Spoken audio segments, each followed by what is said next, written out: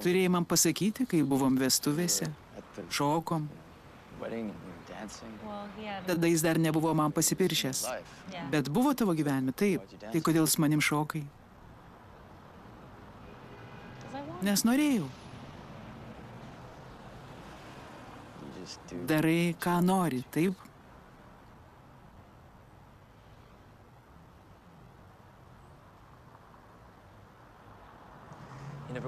Niekada nenorėjai būti niekieno mergina, dabar esi kažkieno žmona?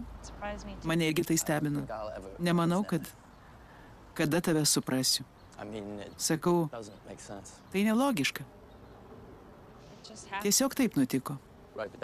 Bet aš nesuprantu, kas tiesiog taip nutiko. Tiesiog vieną rytą pabudau ir supratau, ką supratai. Kad tavim abejoju.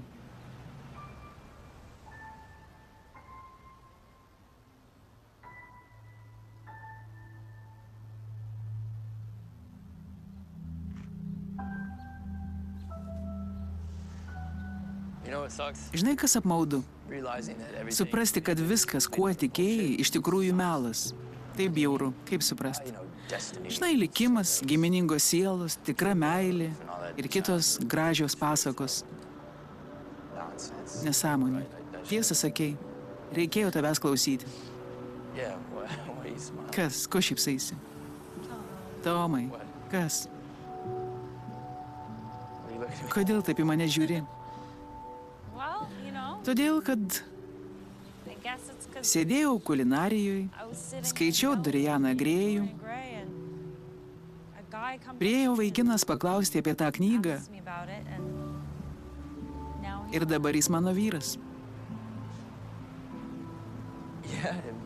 Na ir kas? Kas jei būčiau ėjusi į kiną? Jei būčiau ėjusi kitur papietauti? Jei ten būčiau pasirodžiusi 10 minučių vėliau?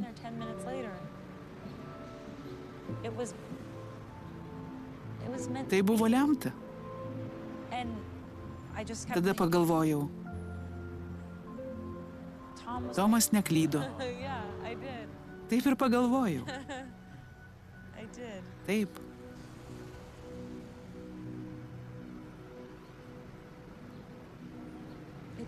Tai tu dėl manęs suklydai.